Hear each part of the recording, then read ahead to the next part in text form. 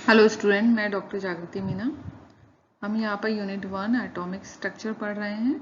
इसका आज हम पार्ट 9 पढ़ेंगे, जिसके अंतर्गत हम स्टेबिलिटी ऑफ ऑर्बिटल्स पढ़ेंगे।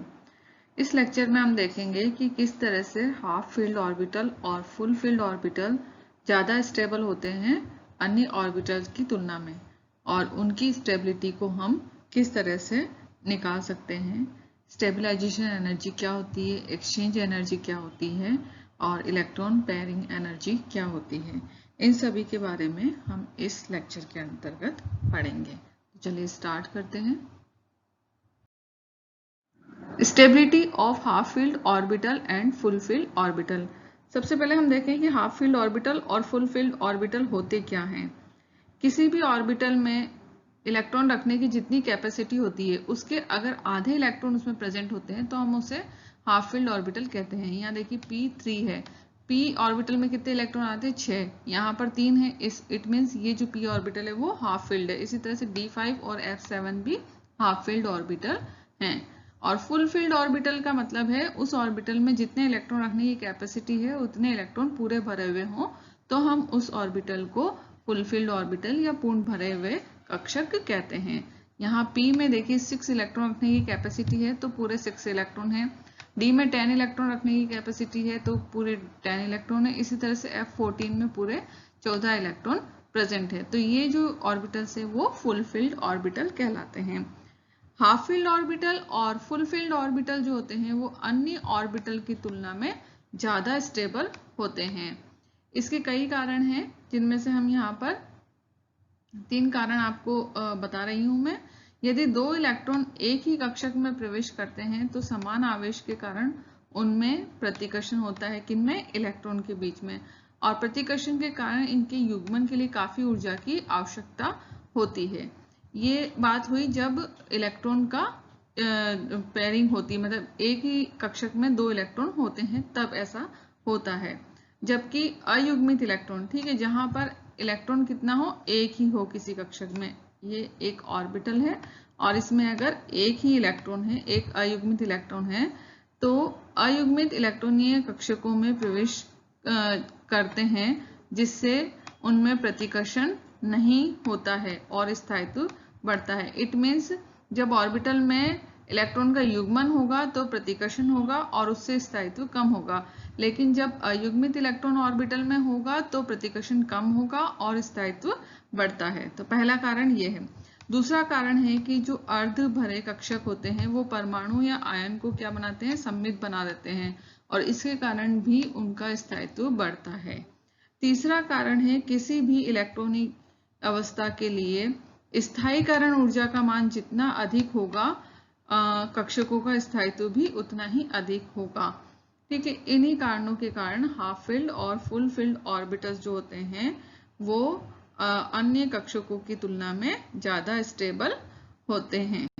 तो यहाँ तक क्लियर हो गया होगा। विनिमय ऊर्जा तथा युग्मन ऊर्जा, exchange energy and pairing energy. Actual में जो ऑर्बिटल्स होते हैं उनका स्थायित्व स्थायीकरण ऊर्जा पर डिपेंड करता है और स्थायीकरण ऊर्जा विनिमय ऊर्जा और युग्मन ऊर्जा पर डिपेंड करती है। तो पहले हम देख लेते हैं कि विनिमय ऊर्जा और युग्मन ऊर्जा क्या होती है। विनिमय ऊर्जा वो ऊर्जा होती है जब 2 या 2 से अधिक इलेक्ट्रॉन जिनकी स्पिन सेम हो आपस में अपनी पोजीशन चेंज करते हो। किसमें? डीजेनरेट ऑर्बिटल में। ओके, यहाँ पर हम एक डायग्राम से समझ सकते हैं। यहाँ पर हमारे पास में px, py और pz ऑर्बिटल्स हैं जो कि p के डीजेनरेट ऑर्बिटल्स हैं। यहाँ तीनों ही ऑर्बिटल में एक एक इलेक्ट्रॉन है। अब ये जो इलेक्ट्रॉन है इनकी स्पिन सेम है, ये अपनी पोजीशन किस तरह से चेंज करते हैं देखते हैं हम। यहाँ देखिए फर्स्ट एक्सचेंज जो है उसमें ये वाला जो इलेक्ट्रॉन है वो यहाँ आ जाता है और ये डार्क ब्लू वाला इलेक्ट्रॉन इस पे आ जाता है, तो इन दोनों की पोजीशन चेंज हो गई।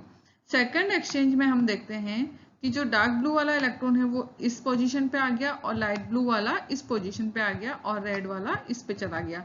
तो सेकंड वाले में तीनों की ही पोजीशन चेंज हो गई। थर्ड एक्सचेंज की अगर हम बात करें तो इसके अंदर हम देखते हैं कि जो लाइट ब्लू वाला है वो वापस अपनी जगह पे आ गया, रेड वाला यहाँ आ गया और डार्क ब्लू वाला इधर आ गया। तो इस तरह से इसमें तीन तरह के एक्सचेंज हो जाते हैं। अब ये जब एक्सचेंज करते हैं पोजीशन अपनी, कौन, इलेक्ट्रॉन, कौन से, जिनकी स्पिन सेम हो, वो अपनी जब पोजीशन एक्सचेंज करते हैं या अपना स्थान परिवर्तित करते हैं तो एक ऊर्जा उसमें रिलीज होती है इस दौरान, इस प्रक्रिया के दौरान, और इसे हम एक्सचेंज एनर्जी कहते हैं। अब देखते हैं युग्मन एनर्जी क्या होती है। Energy required to place to electron in same orbital. ठीक है, एक ही ऑर्बिटल में दो इलेक्ट्रॉन को रखने पर जो एनर्जी रिलीज होती है या रिक्वायर्ड होती है उसे हम युग्मन ऊर्जा या पेयरिंग एनर्जी कहते हैं। यहाँ देखिए डायग्राम में, ये सिंगल इलेक्ट्रॉन है, ये सिंगल इलेक्ट्रॉन है, इस ऑर्बिटल में इलेक्ट्रॉन की पेयरिंग हो रही है। इट मीन्स यहाँ पर एक ही ऑर्बिटल में दो इलेक्ट्रॉन हैं, तो ये जो दोनों इलेक्ट्रॉन हैं इनका आपस में क्या होगा, रिपल्शन होगा, और रिपल्शन के कारण ये एक दूसरे को क्या करेंगे, एक दूसरे से दूर करेंगे, अपने आप को एक दूसरे से दूर करने की कोशिश करेंगे। लेकिन यहाँ पर इनको इस ही ऑर्बिटल में रहना है, तो इसलिए एक एनर्जी की आवश्यकता होगी और वो एनर्जी पेयरिंग एनर्जी कहलाएगी। तो जितना अधिक रिपल्शन होगा, पेयरिंग एनर्जी उतनी ही ज़्यादा हाई होगी। तो ऑर्बिटल में दो इलेक्ट्रॉन को रखने के लिए जितनी ऊर्जा की आवश्यकता होती है वो पेयरिंग एनर्जी कहलाती है। स्थायीकरण ऊर्जा। स्थायीकरण ऊर्जा क्या होती है? अभी मैंने आपको एक्सचेंज एनर्जी और पेयरिंग एनर्जी के बारे में बताया। एक्सचेंज एनर्जी और पेयरिंग एनर्जी के बीच में जो अंतर होता है उसे ही हम स्थायीकरण ऊर्जा या स्टेबलाइजेशन एनर्जी कहते हैं। स्टेबलाइजेशन एनर्जी का मान जितना ज़्यादा होगा वह ऑर्बिटल उतना ही अधिक स्टेबल होगा। विनिमय ऊर्जा इलेक्ट्रॉन के चक्रण पर डिपेंड करती है और इसका मान हम निम्न सूत्र द्वारा ज्ञात कर सकते हैं। कौन सा सूत्र? विनिमय ऊर्जा इक्वल टू एन के। यहाँ k इक्वल टू प्रति n के लिए विनिमय ऊर्जा है और n क्या है? n equal to n bracket n-1 bracket close oblique 2, ये है n की वैल्यू। और यहाँ n क्या है? n है समानांतर यानी सेम चक्रण वाले इलेक्ट्रॉन की संख्या। ये सेम चक्रण वाले या सेम स्पिन वाले इलेक्ट्रॉन का नंबर है यहाँ पर n, और इससे हम इस कैपिटल N की वैल्यू निकाल लेंगे। युग्मन ऊर्जा की गणना के लिए हम निम्न सूत्र को काम में लेते हैं। युग्मन ऊर्जा pairing energy equal to x pi. Pi तो यहाँ पर युग्मन ऊर्जा है और x है युग्मित इलेक्ट्रॉन के युग्मों की संख्या। इट मीन्स उसमें कितने number of paired electron present है, कितने पेयर हैं। तो इन दोनों का जो माइनस होगा, जो अंतर होगा, वो होगी स्टेबलाइजेशन एनर्जी। तो stabilization energy equal to n के का मतलब exchange energy minus pi x का मतलब हो गया यहाँ पर पेयरिंग एनर्जी। ये स्टेबलाइजेशन एनर्जी निकालने का फॉर्मूला है। अब हम D3, D4, D5 के लिए स्टेबलाइजेशन एनर्जी की कैलकुलेशन करेंगे। तो चलिए देखते हैं। D3 में यहाँ पर 3 अनपेयर्ड इलेक्ट्रॉन होते हैं, तो n इक्वल टू 3 हो गया। एक्सचेंज एनर्जी का हमने फॉर्मूला देखा था, Kn होता है और कैपिटल N होता है n ब्रैकेट n-1 ऑब्लिक 2। तो यहाँ n की वैल्यू रख दी 3, तो जो विनिमय ऊर्जा है उसकी वैल्यू आ गई 3K। और युग्मन एनर्जी का मान यहाँ पर 0 है क्योंकि यहाँ पर कोई भी इलेक्ट्रॉन जो है वो पेयर्ड नहीं है, सारे अनपेयर्ड इलेक्ट्रॉन हैं। इसी तरह से D4 में हम देखते हैं n इक्वल टू 4 होता है, तो इसका n इक्वल टू 4 की वैल्यू को हम Kn n-1 ऑब्लिक 2 में रख लेते हैं, तो हमारे पास में एक्सचेंज एनर्जी की वैल्यू आती है 6K। और यहाँ पर भी जो पेयरिंग एनर्जी है वो 0 है क्योंकि यहाँ पर किसी भी इलेक्ट्रॉन की पेयरिंग नहीं हो रही है। तो स्टेबलाइजेशन एनर्जी कितनी हो जाएगी? 6 हो जाएगी। और यहाँ D3 में स्टेबलाइजेशन एनर्जी कितनी थी? 3K थी। D5 में भी हम देखें तो कोई भी इलेक्ट्रॉन पेयर नहीं है, इसलिए पेयरिंग एनर्जी 0 हो जाएगी और एक्सचेंज एनर्जी का मान हम निकालेंगे फॉर्मूले से Kn से। तो कैपिटल N का जो फॉर्मूला है वो है n-1 ऑब्लिक 2। तो n इक्वल टू 5 है, तो यहाँ इस फॉर्मूले में हम n की वैल्यू रख देंगे, तो हमारे पास जो एक्सचेंज एनर्जी का मान आएगा वो आएगा 10K। और युग्मन एनर्जी का मान 0 है, तो इन दोनों का अंतर कितना आ जाएगा? 10 आ जाएगा। तो हमारे पास में स्टेबलाइजेशन एनर्जी की वैल्यू आ जाएगी 10K। तो इस तरह से हम स्टेबलाइजेशन एनर्जी की वैल्यू निकाल लेते हैं और इन सभी वैल्यू से हमें पता चलता है कि D5 विन्यास की ऊर्जा D4 D3 से अधिक है, अतः ये अधिक स्थायी विन्यास है, क्योंकि इसकी देखिए स्टेबलाइजेशन एनर्जी का मान ज्यादा है तो ये D5 ज्यादा स्टेबल है। अब हम D8, D9 और D10 के लिए स्थायीकरण ऊर्जा की कैलकुलेशन करेंगे। तो सबसे पहले D8 के लिए करते हैं। D8 में 8 इलेक्ट्रॉन है। 8 इलेक्ट्रॉन में से हमारे पास में 1, 2 और 3 जो है वो पेयर्ड होंगे और बाकी के 2 अनपेयर्ड होंगे।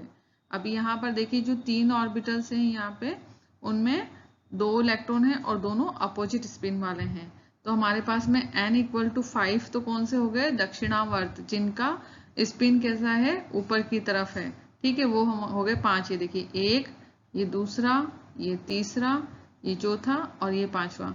और n इक्वल टू 3 वो हो गए जिनकी स्पिन नीचे की ओर है, अपोजिट साइड में 1, 2 और 3। तो इस तरह से हमारे पास में n की वैल्यू निकल गई। और अब हम कैपिटल N की वैल्यू निकालेंगे हमारे पास में जो फॉर्मूला था उससे, n(n-1)/2 से। तो यहाँ पर n की वैल्यू हमने ये वाली दक्षिणावर्त वाली रख दी 5 (5-1)/2 प्लस 3 (3-1)/2। तो 10 + 3 = 13। 13K ये आ गया हमारे पास में क्या? Exchange energy. ओके, अब हम निकालेंगे पेयरिंग एनर्जी। पेयरिंग एनर्जी का फॉर्मूला मैंने बताया था πx। x क्या है? x है नंबर ऑफ पेयर्ड इलेक्ट्रॉन, मतलब कितने युग्म उसके अंदर है, कितने पेयर बने हुए हैं। तो यहाँ पर देखिए, यहाँ पर 3 पेयर बने हुए हैं, ठीक है, ये यहाँ पर हम 3 पेयर देख सकते हैं, ये 1, ये 2 और ये 3। तो x कितना हो गया? 3 हो गया। तो इसलिए जो पेयरिंग एनर्जी उसकी वैल्यू क्या आ गई? 3x आ गई। अब स्टेबलाइजेशन एनर्जी क्या होती है? इन दोनों का अंतर होती है। तो 13K - 3π ये हमारे पास में स्टेबलाइजेशन एनर्जी आ गई। इसका मान कितना आ जाएगा? 10 आ जाएगा स्टेबलाइजेशन एनर्जी का मान। ओके, अब हम D9 के लिए करेंगे। तो यहाँ पर हमारे पास में n = 5 है और यहाँ n = 4 है, जो कि दक्षिणावर्त और वामावर्त इलेक्ट्रॉनों की संख्या है। तो एक्सचेंज एनर्जी की वैल्यू हम निकालेंगे। Exchange energy = Kn। n = 5 (5 - 1)/2 plus 4 (4 - 1)/2। 10 + 6 = 16। तो 16K हमारे पास में आ गई एक्सचेंज वैल्यू, एक्सचेंज एनर्जी की वैल्यू। अब हम निकालेंगे पेयरिंग एनर्जी की वैल्यू। तो पेयरिंग एनर्जी इक्वल टू हो जाएगा 4π। क्यों? क्योंकि यहाँ पर देखिए 1, 2, 3 और 4 हमारे पास में यहाँ पे 4 पेयर हैं, तो इसलिए 4 × π, तो 4π यहाँ पे पेयरिंग एनर्जी की वैल्यू आ गई। और स्टेबलाइजेशन एनर्जी क्या हो जाएगी? 16K - 4π। अब D10 के लिए अगर हम निकालें तो यहाँ n = 5 है और ये जो n है वामावर्त वाले यानी अपोजिट स्पिन वाले जो इलेक्ट्रॉन है उनकी संख्या भी 5 है। अब दोनों की संख्या 5-5 हो गई। तो एक्सचेंज एनर्जी = Kn। n की वैल्यू निकालेंगे 5 - 5 - 1/2 प्लस 5 (5 - 1)/2। तो यहाँ पे 10 + 10 = 20 हो जाएगा। तो एक्सचेंज एनर्जी की जो वैल्यू है हमारे पास में 20K आ जाएगी। अब हम देखें pairing energy. Pairing energy πx होती है और x जो है वो युग्म है। तो कितने युग्म, कितने पेयर हो गए? यहाँ पर 5 पेयर हो गए, 1, 2, 3, 4 और ये 5, ठीक है, हमारे पास में 5 पेयर हो गए। तो युग्मन एनर्जी जो युग्मन ऊर्जा जो है वो कितनी आई? 5π। और स्टेबलाइजेशन एनर्जी क्या आएगी? 20K - 5π। तो उपरोक्त सारणी से स्पष्ट है कि D10 विन्यास की ऊर्जा D9, D8 से अधिक होती है, अतः ये ज्यादा स्थायी है। यहाँ पे देखिए D10 की जो स्टेबलाइजेशन एनर्जी है वो ज्यादा है, तो ये ज्यादा स्टेबल होगा। तो इस तरह से हम किसी भी ऑर्बिटल में दिए हुए इलेक्ट्रॉन की एक्सचेंज एनर्जी और पेयरिंग एनर्जी निकाल करके स्टेबलाइजेशन एनर्जी निकाल सकते हैं और वो ऑर्बिटल कितना स्टेबल है वो भी हम ज्ञात कर सकते हैं।